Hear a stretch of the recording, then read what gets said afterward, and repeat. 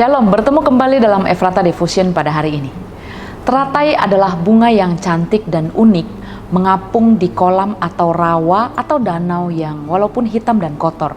Namun hitam dan kotornya air tempat ia hidup tidak mempengaruhinya. Teratai tetap tumbuh cantik, bersih dan indah.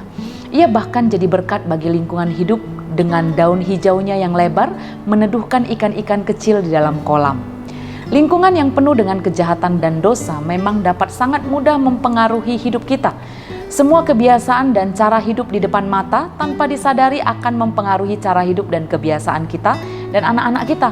Maka perlu kita untuk memperhatikan lingkungan tempat kita tinggal, tempat anak-anak kita belajar dan bertumbuh. Namun tidak dapat dihindari, tempat hidup kita adalah dunia yang gelap dengan segala pengaruhnya yang jahat. Segala cara dan kebiasaan dunia begitu mempengaruhi kita. Namun kita adalah orang-orang yang telah ditebus dari dosa, yang dimampukan untuk hidup benar di tengah-tengah ketidakbenaran dunia. Pada suatu zaman, kejahatan merajalela di bumi. Alkitab mencatat bahwa segala kecenderungan hati manusia membuahkan kejahatan semata-mata, dan ini memilukan hati Tuhan. Namun sangat menarik, di tengah-tengah kejahatan yang semakin besar di bumi, didapati seorang yang tidak bercela karena hidup bergaul dengan Allah. Kejadian 6 ayat 9 berkata, inilah riwayat Nuh. Nuh adalah seorang yang benar dan tidak bercela di antara orang-orang sezamannya, dan Nuh itu hidup bergaul dengan Allah. Hidup bergaul dengan Allah adalah kekuatan Nuh dapat mempertahankan hidup yang tak bercela. Dosa tidak menguasai dia, walaupun ia hidup di tengah-tengah dunia yang penuh dengan dosa. Nuh hidup sebagai orang bijaksana dengan memperhatikan hidupnya dan menjadi orang yang mendengar dan melakukan firman Tuhan. Walaupun membangun bahtera itu aneh bagi orang-orang di zaman itu, namun Nuh tetap melakukannya karena itu perintah Tuhan. Ia bertahan untuk tetap melakukan perkataan Tuhan, dan akhirnya ia dan seluruh keluarganya dapat keselamatan. Kita juga dapat mempertahankan hidup yang tidak bercela di tengah dunia yang gelap dengan tetap bergaul dengan Allah. Tetap bertahan dengan mempercayai dan menghidupi firman, meskipun itu mungkin membuat kita menjadi ditolak, diejek, dan tidak dianggap oleh dunia. Terkadang ini yang sulit kita pertahankan. Kita biasanya akan langsung cari pembelaan dan cari aman. Dan ini bisa jadi tanpa kita sadari kita kurang mempertimbangkan firman.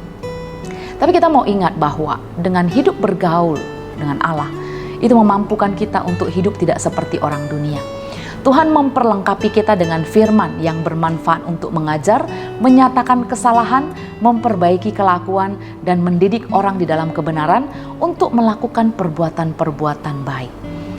Kiranya kita makin bergaul erat dengan Tuhan, agar Tuhan berkenan pada hidup kita dan seperti teratai tetap cantik dan bersih di kolam, walaupun kolamnya kotor. Demikian juga kita didapati cantik dan bersih di tengah dunia yang gelap dan kotor. Teratai itu tidak lama juga hidupnya. Sebentar saja kecantikannya akan sirna. Demikian juga dengan hidup kita kan. Kita juga tidak lama hidup di dunia ini. Karena itu bersegeralah memunculkan keadaan kita yang cantik dan bersih. Keadaan dunia kiranya tidak membuat kita terikut, tapi tetap bersih dan berkenan bagi Tuhan di tengah dunia dan jadi berkat. Mari kita berdoa. Tuhan, terima kasih Tuhan, Kau selamatkan kami, Kau tolong kami sehingga kami dapat hidup benar di tengah-tengah dunia yang gelap.